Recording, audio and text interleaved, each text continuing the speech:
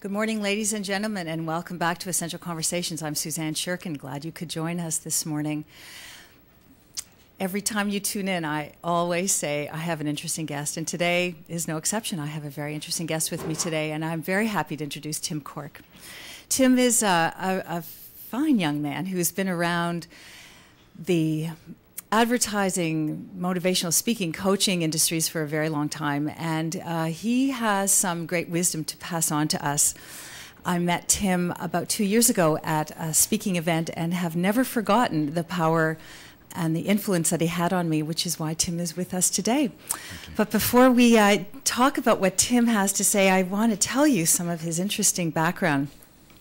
Tim is president of Next Career, which has been around for 10 years, and then long before that under a different name, which is an international provider of coaching, outplacement career, transition, change management. They're a very busy organization, as you can well imagine, in this economy. He's a best-selling author of a book called Tapping the Iceberg, which we will be talking a lot about today. It's done very, very well. And he's done public speaking all over the world. He's been called a networking coach, a networking guru, what else has he been called? He's been called a career guru. Comments about him have been, he's contagious, insightful, inspirational, high take-home value. Tim has lots of great things to tell us today that will help you in your business, in your life, now, tomorrow, forever. Welcome, right. Tim. Thank you very much. So I look at what you have achieved and what you are writing in your book, and it's hard to know where to begin, but I do want to begin with a teeny personal story, and that is that today I was a little stressed getting here because of our initial conversation, and it had to do with time. Yep. Now, Tim, as I mentioned, he also worked for Xerox, which I didn't mention, and worked for Skydome. I don't want to go on and on. We could tell a lot about your background, but sure. You were very conscious about time, and I was anxious about getting here on time because I know that you are right to the time, to the minute. That's my Xerox training. Yes, and it's such a professional approach. Yeah. I mean, aside from being inspirational, motivational, it's a very professional approach. Absolutely. To require people's up-to-the-minute time, because I've been in lots of workplaces where people are very laissez-faire about time. Sure. I was one of them, no longer. What's common courtesy, really? I mean, you want to be on time. If you have an 8 o'clock meeting or a 9 o'clock meeting, a lot of the time people stroll in 10, 15, 20 minutes late. And then what happens is you have to repeat everything else. And that's not really fair to the people who show up on time. So, some organizations are very, very good about it. I'm on a few boards. And recently on our boards, we've sort of mandated that let's everybody show up on time and get things done in a more effective way. And I always use the analogy, if you have an 8 o'clock meeting, don't show up at 8 o'clock. Right. I mean, show up at 1:45, or, it's good to be a little bit early. And, if you think about it, professional athletes, if their game starts at 8 o'clock, they don't show up at 8 o'clock. Right. Get prepared for the game, so mentally, so that you can, feel pretty good about it. So I just think it's a common courtesy, and it's professional. It really is. And people appreciate it. And they know it's the right thing to do. Absolutely. And certainly as in your role at Next Career, where you're teaching people how to rejig themselves, you're encouraging people to change, alter their behavior so that they can get new jobs.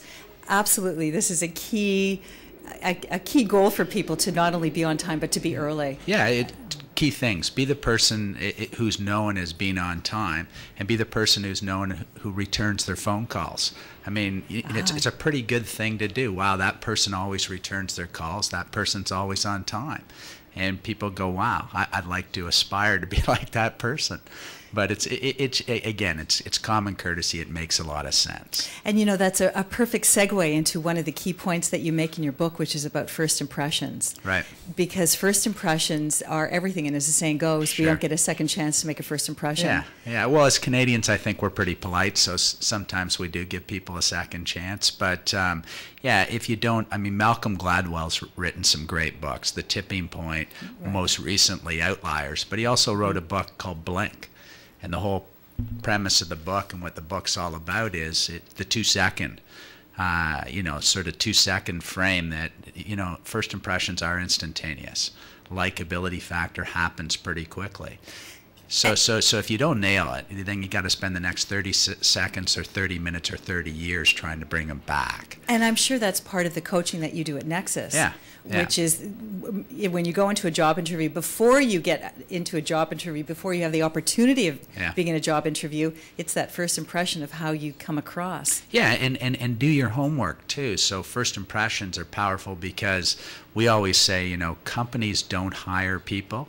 People hire people. So it's not just about, learning about the company. Learn about the person. Because what's important to you, you are. I mean, and that's a big, philosophy and theme in my book too, in the straight A's philosophy. But sort of, learn about the people and what's important to them, and sort of go from there. I mean, it makes a big difference to them. And further to the idea of people hiring people, it's not so much even people hiring people and their skills. People hire the people themselves. Yeah, because the first thing coming into any room is your attitude. And it kind of comes down to this, is if you feel good about you, I feel good about you. So the biggest thing we work on with people is really self-esteem and self-confidence. And it's that adage is if you feel that and if you feel good about it, then people are drawn to you.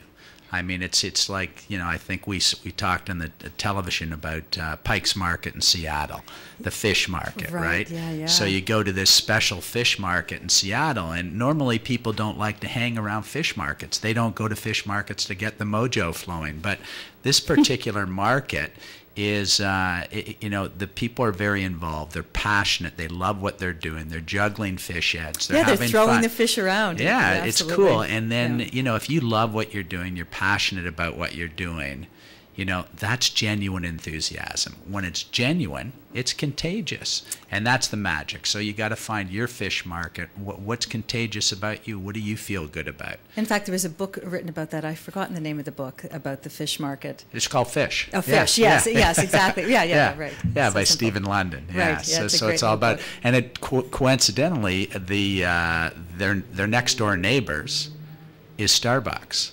And it's the first Starbucks. That's where Starbucks originated. So I don't know whether Starbucks borrowed its whole concept of customer, experience, creating a great experience, who borrowed it from who, but that's obviously been a big thing for Starbucks, is creating a great experience. Yeah, and just to that point, who borrowed it from who, it almost doesn't matter. It's really what you do with it. Yeah. How you. Well, it's always what you do with it, right? Right. We could be using the same information that we have always used. I mean, so much of what all of us, what you as a motivational speaker and what so many of us talk about goes back to Napoleon Hill and his book from 1928. And it's this Think and Grow Rich. Absolutely. And it's still the same information. It's just it's timeless wisdom. Repackaged. Right. And if you can't remember who originally quoted it or go way back, just always say Confucius, because it pretty well always goes back about 2,500 years to Confucius. So it's kind of cool from that perspective.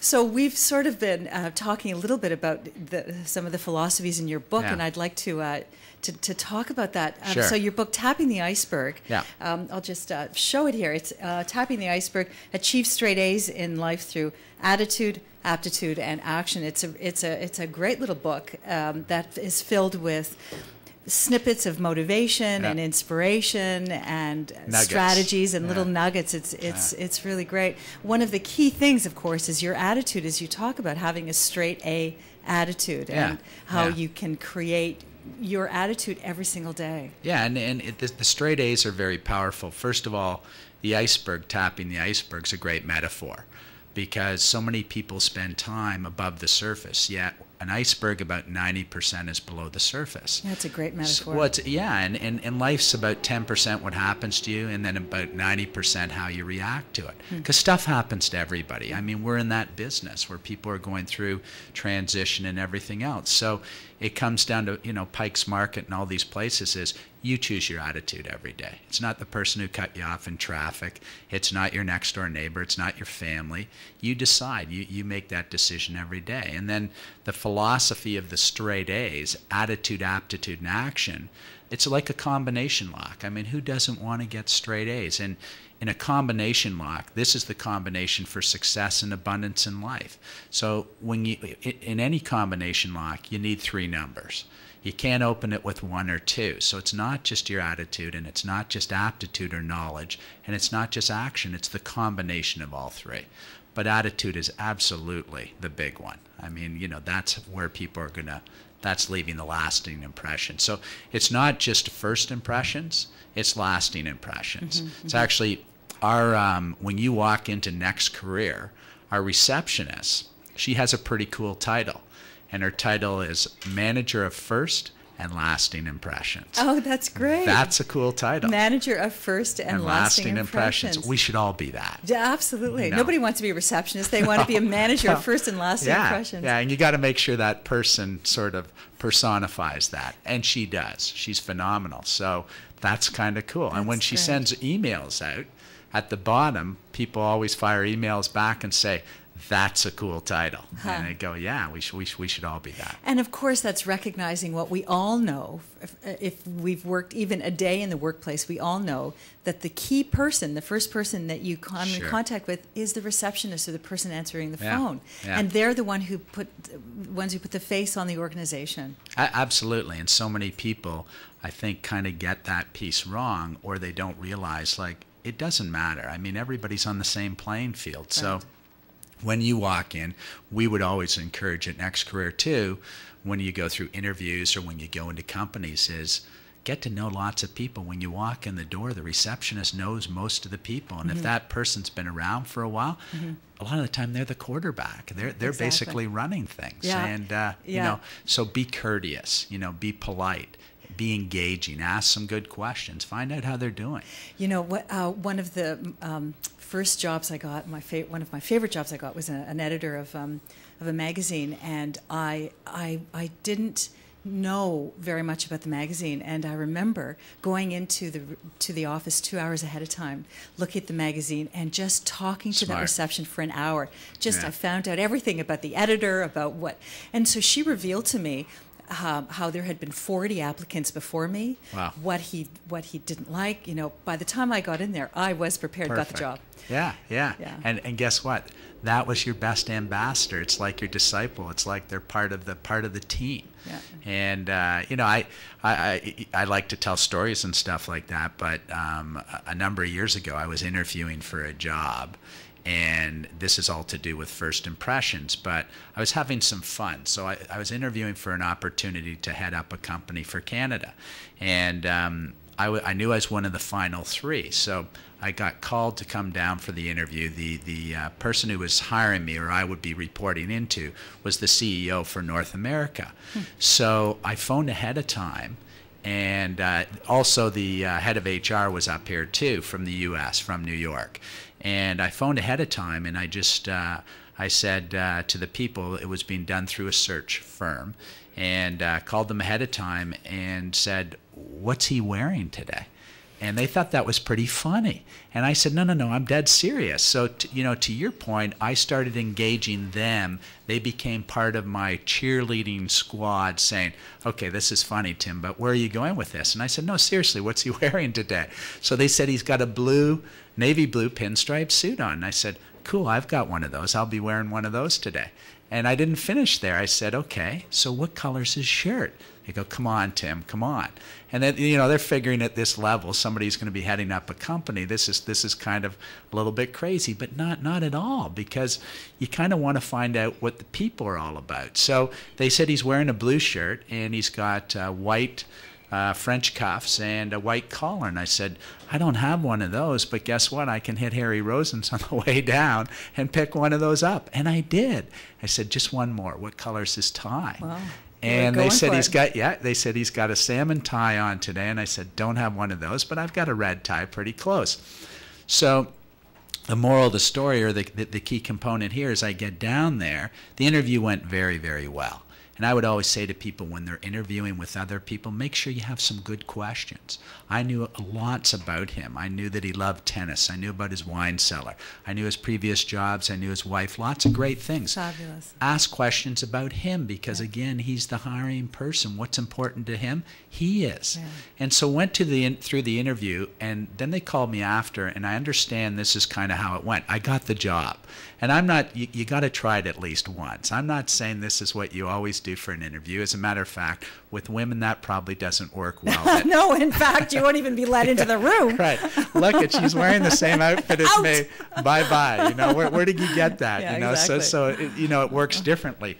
Guys, we're pretty simple, so we can pull this stuff off. But apparently when he came out of the interviewing room with the search people and the head of HR, he said, I really liked the way he looked. Wow, not even thinking for a minute that you looked like he looked. No, bingo. I said, I'm thinking, well, of course, they really, he's looking in the mirror. I mean, he's looking. And then, this is kind of cool, too. 3 months later, I'm down in New York, Purchase, New York, where the head office is. I'm sitting in his office, and I'm talking to him. And he says, I hear this rumor during the interviewing process that you actually called down to find out what I was wearing. And I said, that's true. That's true. He looked at me, looked me straight in the face, and he said, good for you. Wow. Good for Fabulous. you. Kind of cool. I mean, I'm not saying it got me the job, but guess what? We got down to what was important right away. The first impression, it was a done deal. Right. So boom, it's gone. So I think that's important. Yeah. You don't necessarily have to go to those extremes, but think about it. Google people. Right. Like Google their names to find out. People's names are out there. If you Google my name, people can find out a lot about me. But also, key thing when you're Googling too, get the right one. Get the right Tim Cork, not the one who was in the Dublin jail. Right. So get the right one, right? So because there'll be a few of you out there, right? But Tim, you make a really great point about first impressions and about getting ahead. So two things. One is that we like to feel comfortable with someone, and being comfortable means seeing some familiarity with that person. Yeah. So the more you know, and the second thing is, the more you know about the audience and the person who you're speaking to, whether you're a public speaker and it's an audience of 1,000 or it's an individual. Do your homework. Do your homework. Yeah, and I love what you said. So familiarity, what's important to them. I also think it's very, very important to show a little bit of vulnerability too. Mm-hmm. We're human beings. Mm-hmm. People love to see it. So if you can tell a story, if you can get them to tell a story, if you can break it down to what's important to them, boom, it's done. I mean, if people come up to me and say, how are Stephanie and Jeffrey doing, my kids? I've got a lot of time for that. I know they've done some homework, and frankly, I'd rather talk about that than just about anything else. We don't have to talk about that today, but that's what's important. So when you first meet with somebody, ask some good questions, find out what's important to them. Find out some common ground too. I think those are sort of key things to think about. So I'm just I'm looking at the table of contents in your book, and on your website, it's very clearly done. It's a terrific website that outlines what you do, the power of your motivational approaches, your coaching at Next Career, and also your book, and you outline the chapters, the key chapters. Right. So we've talked a little bit about first impressions and the power of first impressions, and I mean it's one of my favorite topics, and in fact in my own workshops I do that a lot because we underestimate the power in first impressions. So we can talk more about this, and we've talked about choosing your attitude, which is another key thing. The other thing you mentioned is join the G7 club. Right. And I love that. So let's talk about that. Well, the G7, I went with G7 because G8 was already taken. so G7 seemed, 7's a good number too. Right. I've always, 3's a good number, 5's a good, 7's a good number. So the G7 club is simply this. It just simply means this, and it's all about an attitude. Give, give, give, give, give, give. Give and give again. So it's all about 8. Giving. Sorry, I think that was 8, but that's okay. We'll let you go for 8. It's all right. I got pulled into the old G8 there, so I should be good. I'm usually pretty good on the G7 because I usually use my fingers, so I counted one too many. But so when I talk about G7 or giving, it's giving as an attitude, and it's like we're meeting right now, or anytime you're engaging or talking to somebody, whether it's an audience or one-to-one interview, and it doesn't matter what it is you're having that conversation. And most people go into meetings and situations with the attitude of, what can I get? That's very short-term thinking. Mm-hmm. So my G7 and the whole G7 concept of give is go in with the attitude of, what can I do for you? So if you go in with that attitude any point in time to make sure what's important to that person, that's a long-term thing. Magical things will happen. And I mean, there's some key gives. People always say, okay, Tim, what are some of the gives? And I have some fun ones. I mean, there's some really powerful ones. Obviously, the time, charity, complimenting people, collaboration, sharing. Those are wonderful, wonderful gives. One of my favorites is, and it's easy to figure this one out, you're born with 2 ears and 1 mouth. Use them proportionately. As a matter of fact, double up on the ear quotient and listen 4 times as often as you speak. Because people think, if I'm talking, I'm controlling the situation. That's just not it's not true. Yeah. Ask good questions and listen. Mm-hmm. And think about lawyers, think about a court of law, think about interviewers, good salespeople, marketers, or whatever. Therapists. They know. Yep. Therapists. Ask good questions and listen. Get the other person talking. Get them talking about what's important to them. Do you know that that's so key, and I want to spend some time talking about that, because I know in the workplace, particularly around communication skills, which is really what this is focused on, absolutely, is about listening. And for any manager out there, you will only find out what is really going on with your staff if you listen. You ask, as you say, a good question, not an open-ended question, not a closed yes/no, an open-ended question. And then you listen, and then you can really find out what's going on. Yeah, and I think, too, I mean, we're in a wonderful age of technology. Technology is a great thing, but I think it's still good when you're meeting with people, take some notes, because it's very, very rare that somebody has 100% memory recall or totally photographic memory. They're far and few. There aren't a lot of people out there. So take some notes, find out what's important to them, jot it down, put it in a database so you have that. So the next time you're talking to them, or good protocol too, if you're just meeting with somebody, I mean, we can talk, internally or externally, but if you've just met with somebody, good protocol is send them an email within 24 hours. In the subject line, thank you for your time. And nothing better. I mean, thank you for your time. And then in the first 2 lines, because you took some notes, you found out what was important to them, don't ask for something. Give. And give means repeat something that was important to them. So say, how's your cat? How's your dog? How did your daughter do in the soccer game last night? How was your son's hockey game? Whatever it is, because they appreciate that. They know that you've actually spent some time to care about what's important to them. That's huge, Tim. That's an amazingly simple, hugely effective strategy. Powerful, yeah. And even, I mean, even if you're not taking notes, literally notes at the time, because nobody wants to see somebody pull out a notepad. Not too many notes, right? You go away and you maybe hone your memory skills for even one point. You go away, you write it down, and then you include that. That's so powerful.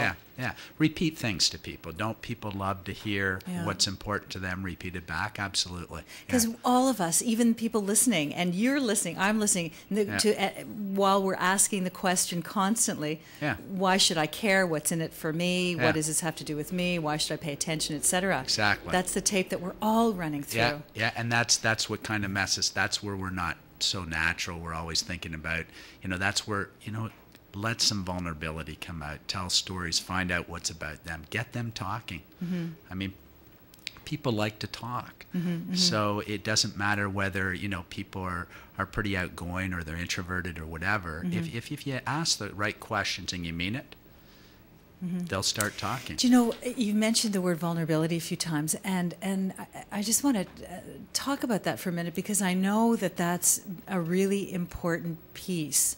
Yeah.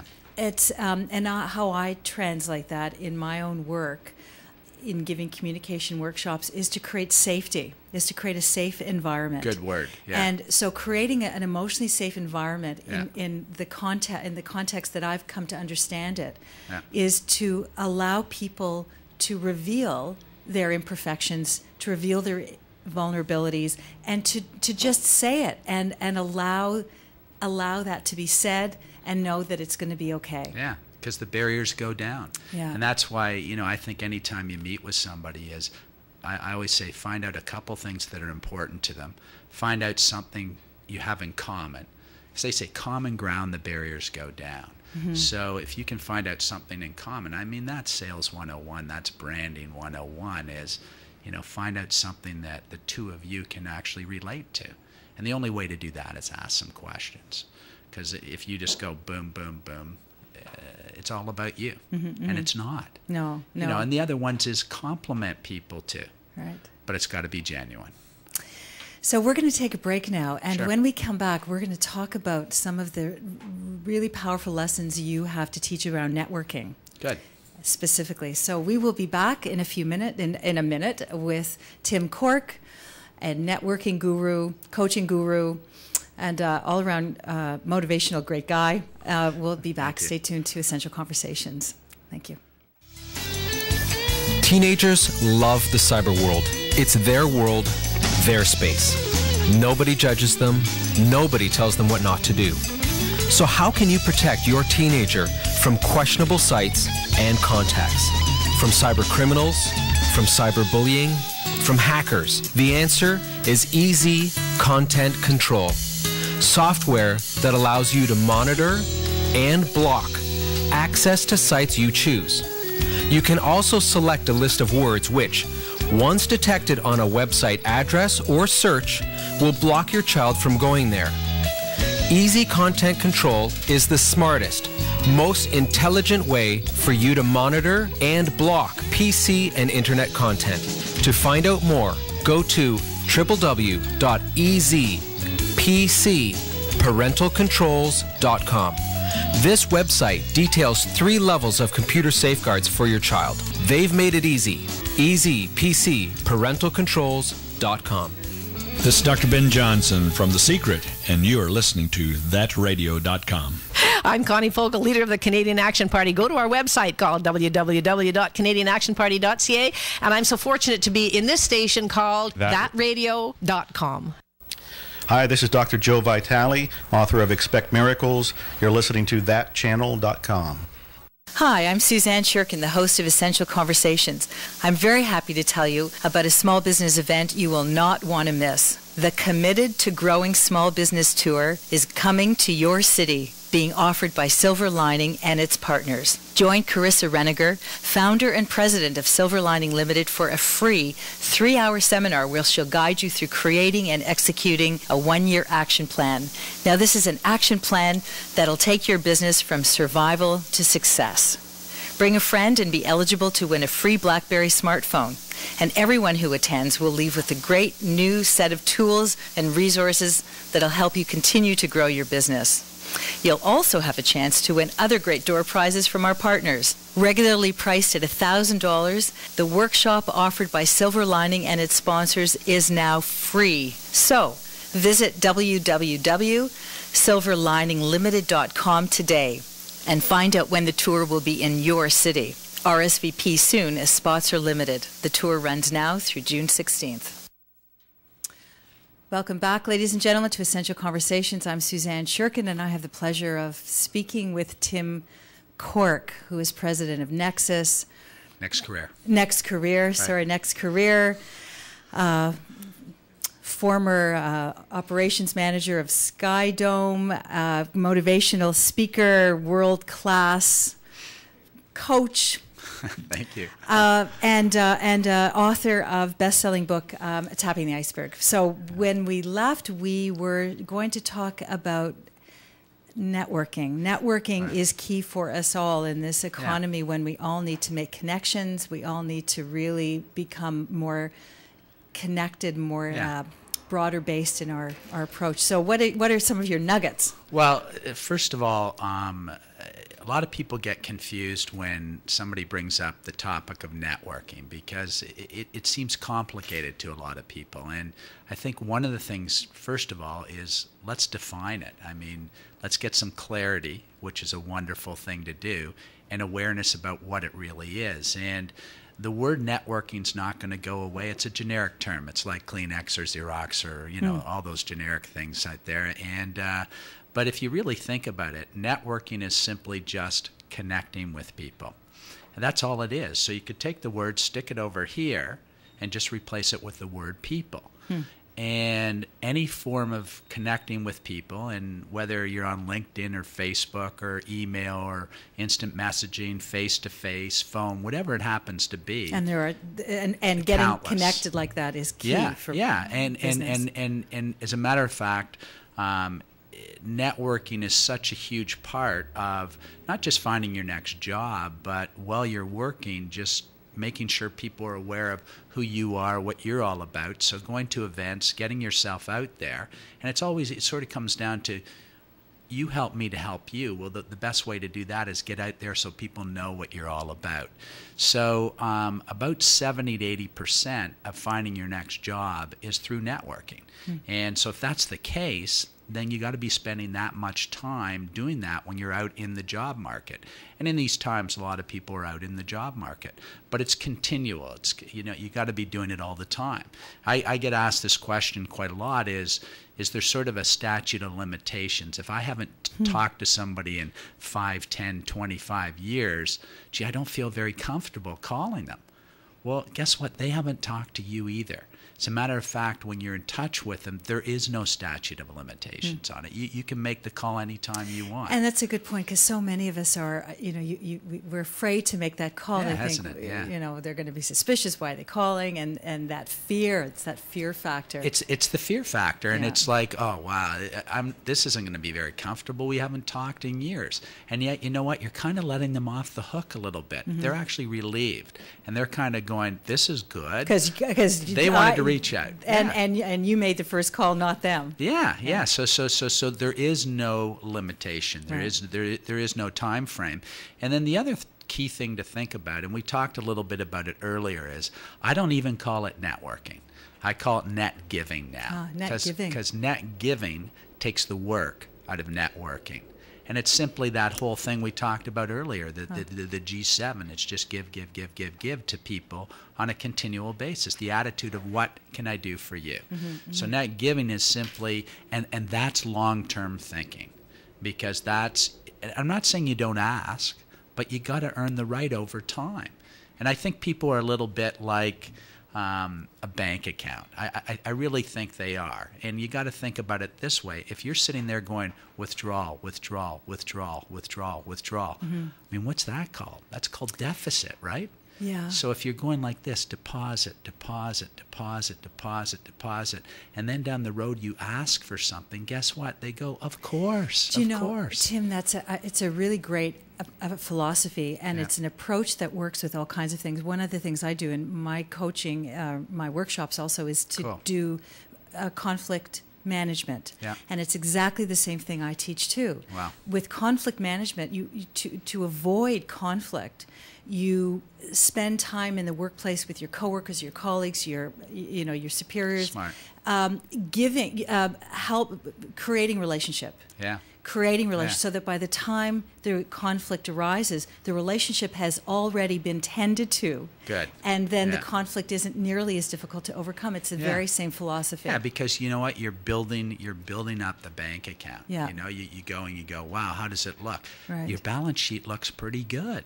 Yeah. And so people are willing to do that. I mean, in sales too, when you're dealing with companies and stuff like that, that's totally true to it too. I mean, deposit, deposit, deposit, and then the customers say, gee, when you ask for something, of course, look at this. You've built this up over time. So how does that work? Take us to a networking or a net giving event, which all of us tend, all the time, or we should be going lots. Sure.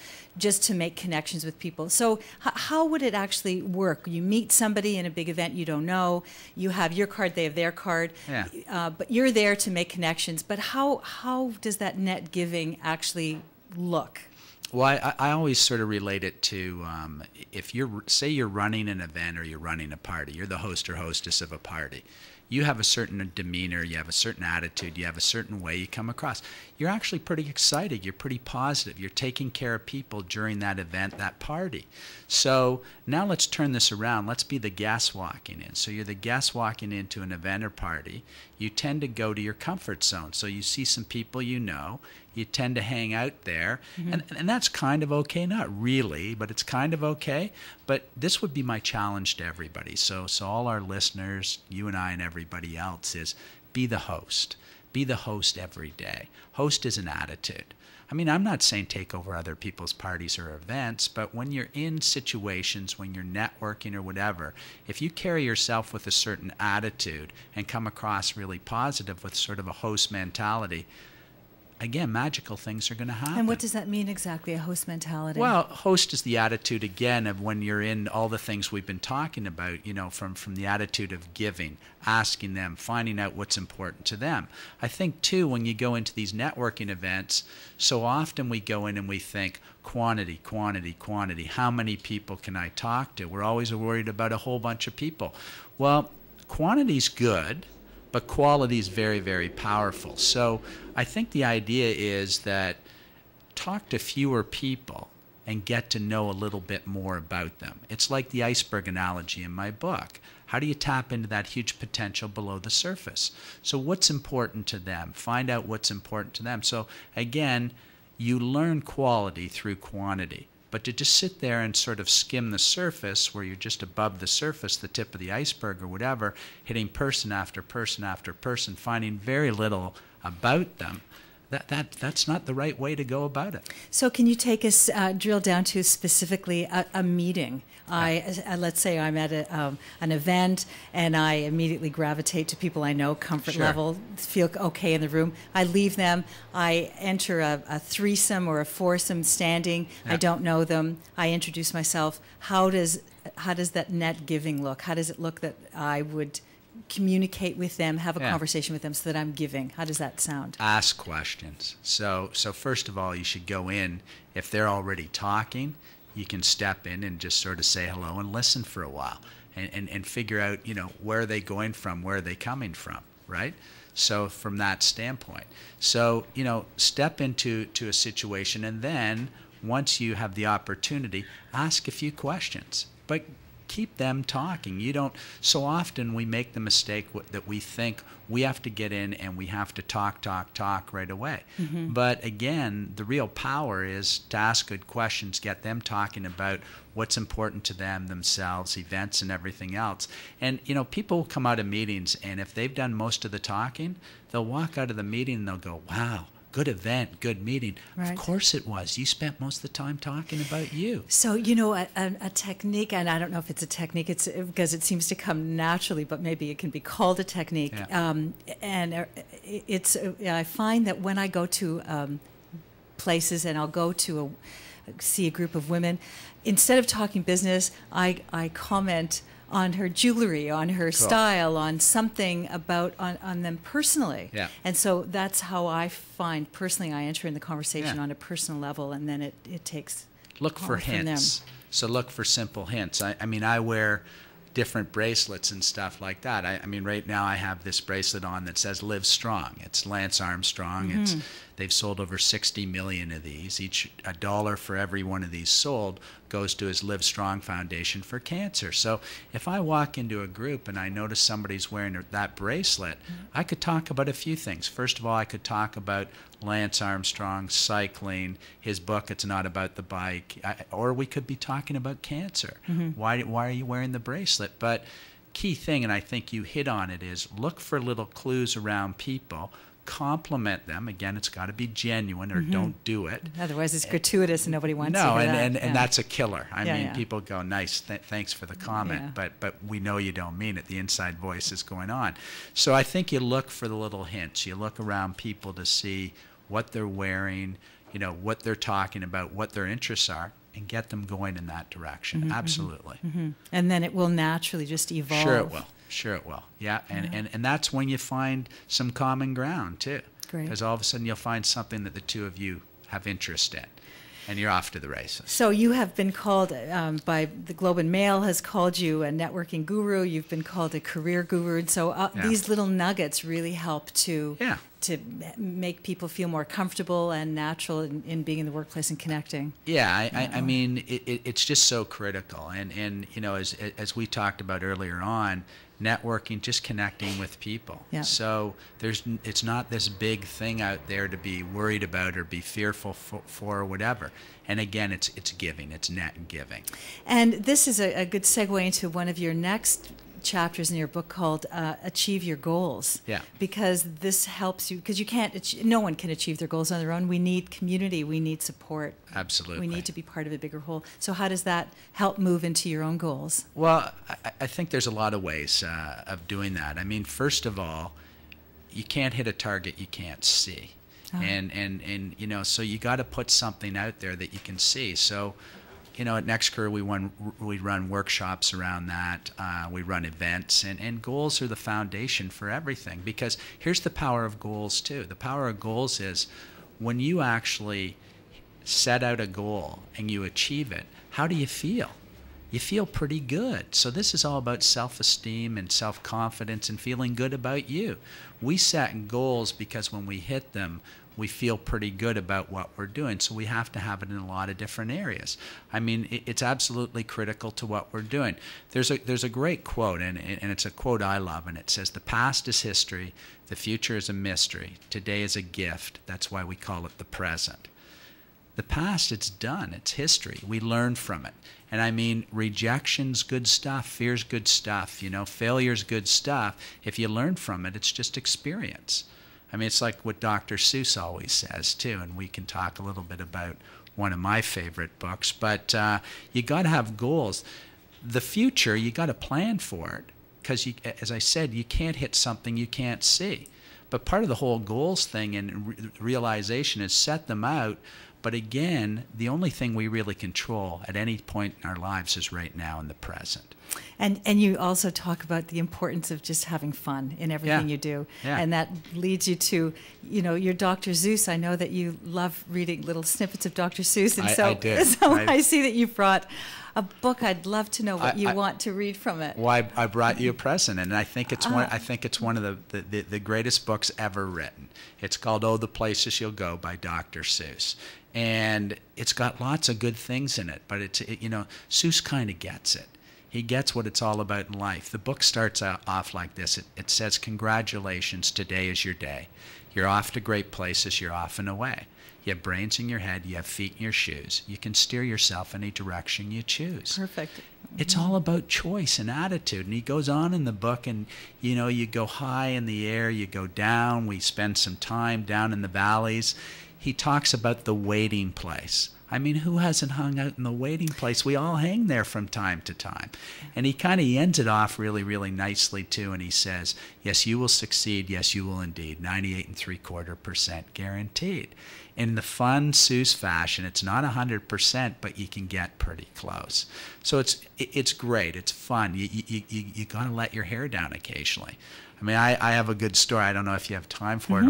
We do. My Batman story, but when I like to rent this Batman costume, and I've done it for years and years and years. Both my kids are in university right now, but when they were a lot younger, I used to rent this costume, and on one occasion, let me preface this too, I wear it on Halloween. Okay. So this is not to a corporate office. No, not every day. Not every day. So I rented the costume. It's got the 7-foot wingspan. It's got the utility belt. It's a really cool Batman costume. The big muscular chest and vest. So you look pretty good in it. So I decided on this particular Halloween when my kids were pretty young. I think my daughter was in grade 2. My son was in kindergarten.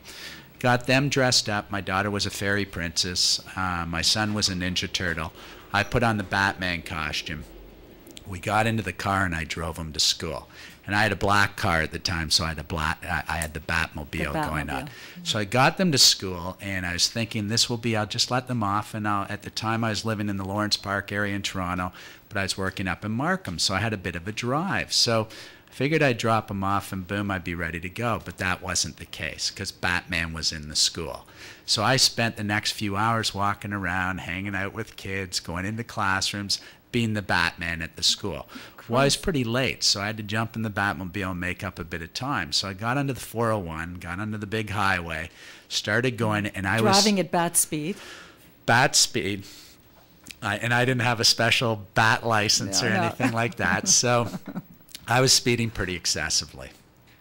Lo and behold, I got pulled over by the OPP. So I get pulled over by the police. And he was not wearing a Robin outfit. No. And, yeah. And so I'm sitting at the side of the road. The police cruiser's behind me. He gets out of the car. He's walking up towards my car.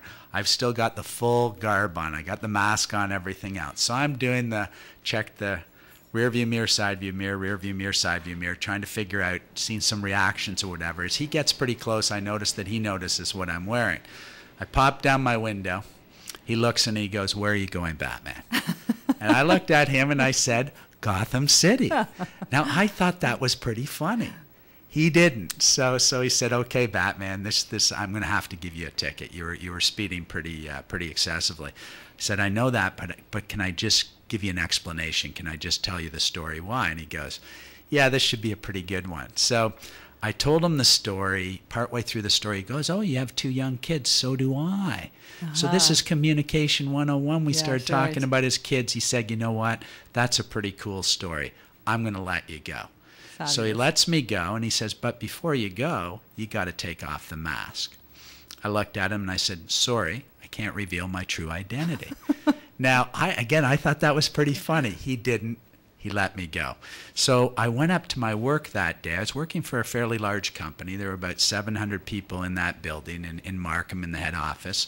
I parked not right in front. I parked across the parking lot so I could make a cool entrance, still full Batman costume in. Through security. Security always stops me. On this particular occasion, they didn't. To this day, I don't know why, but I guess Batman Halloween, you can do what you want. Went into the building. Rather than going to my office right away, I walked around and I messed with some people. It was a fun thing to do. So that night, still in the Batman costume, went trick-or-treating with my kids. Big hit in the neighborhood. At the end of the night, beautiful night, full moon, got up on the house, put the 7-foot wingspan out, had some fun with that. I tell the story for a few reasons. First of all, don't take yourself too seriously. You got to have some fun in life. I thought the moral of the story was be Batman whenever you can be. Yeah, be the Batman. Be the Batwoman too. Be the Batman, be the Batwoman, whatever it happens to be, but put yourself out there.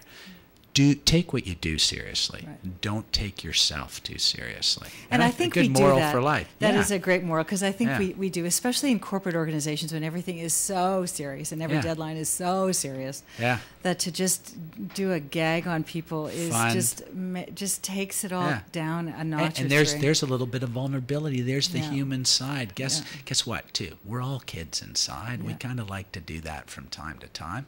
Let's have some fun. Yeah, playing is key, and that's something else. I mean, we haven't really talked about that. You've got lots more in your book that we're not going to get a chance to talk about. Sure. But this whole notion of not taking yourself so seriously, take what you do seriously, but don't take yourself so seriously, is so key. Critical. Because it leads to the stress. I think that's really what the core of stress can be all about. Yeah, tough times and going through certain things, but you got to have some fun. You got to find out what's important, and a lot of the time, let it down and enjoy it a little bit. Yeah.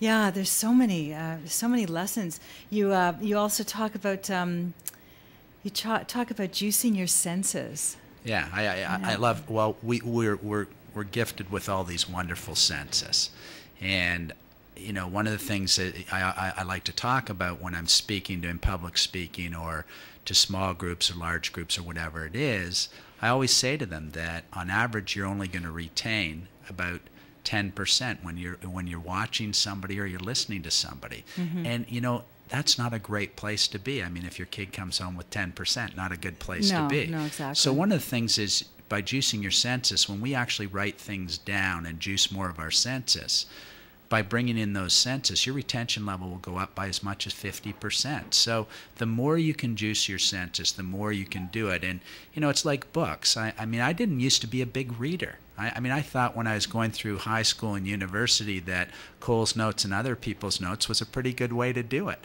And then, you know, all of a sudden I understood the power of books, started reading a ton of books. One of my goals was originally reading a book a month, and then it was a book a week. And then I found that kind of challenging, so I just said, how about 50 books a year, which is kind of a book a week anyways, but at least you can kind of let yourself off the hook sometime, which is important when you're setting goals too. Is set the bar high, but don't leave yourself in the land of frustration where you can't hit those targets. So I think books are great. I also think that, you know, CDs, audio, different things. I think your car's just a university on wheels. I mean, read the book, reinforce it by listening to the tapes, listening to the CDs, going out and talking to people and hanging with people and finding out the people of wisdom. In my book, I always talk about, you know, if you want to be an eagle, you got to hang with the eagles. And the eagles are people of wisdom, people who have done it before, the people who soar. So ask them, because anything you want to do in life, anywhere you want to go, people have done it. People have been there. They've soared. So ask them, spend the time with them. And the key thing about eagles is if they don't want to help you, they're not eagles. They don't get it because it's all about giving. So go to the next eagle, because there's lots of eagles out there. But you want to be an eagle, you got to hang with them. And we need to wrap up, but before we do, I want to mention that you've put together a straight A's club of your own to help people run with the eagles and meet other eagles. And I gather we just missed a session that you and your brother ran called Straight A's Weekend. Straight A's Weekend. And but you'll be doing it again. It's a kind of motivational weekend for people to understand a lot of these concepts. About networking, goals, and being part of Straight A's Club. So it's the G7 and soar with the eagles and hang with the other eagles. It's pretty powerful. And you'll be doing that again. I do it, and my brother David Cork is one of the top financial advisors in the country. Best-selling author of 3 books. So part of my motivation was, you know, my brother can write bestsellers. So can I. So can I. Yeah. No sibling rivalry there. No. But he's awesome. So it's a good combination and for people. Awesome. Good. So just to wrapping, if people wanted to get in touch with you and hear more about your net connecting wisdoms, giving wisdoms, how would they get a hold of you? Well, a few ways. I mean, there's at nextcareer.com, so just nexcareer.com. I have my own website, just timcork.com, so just my name.com, TIMCORK. And, you know, those are good ways to look at it. And, you know, our company right across the country, coaching and change management, obviously the outplacement side. And then we get into a lot of the motivational side and go out and do speaking and all that kind of fun stuff. All right. But really appreciate it. Thank you. Yeah, it's been a pleasure talking to you, Tim. And thank you for listening, ladies and gentlemen. If you want to get a hold of me or have an idea for a show or want to be on the show, you can get a hold of me at essentialconversations@thatchannel.com. And I encourage you to pick up Tim's book, Tapping the Iceberg, and also looking at this Dr. Seuss. This is a really good one. Oh, The Places You'll Go is. In fact, I was just trying to buy a gift for my daughter who also graduated for university, and this was on the graduation table. Great graduation present. It is a great graduation. Yeah. So thank you, ladies and gentlemen. Stay tuned to next week for another session of Essential Conversations, and in the meantime, speak nicely to each other. See you next week.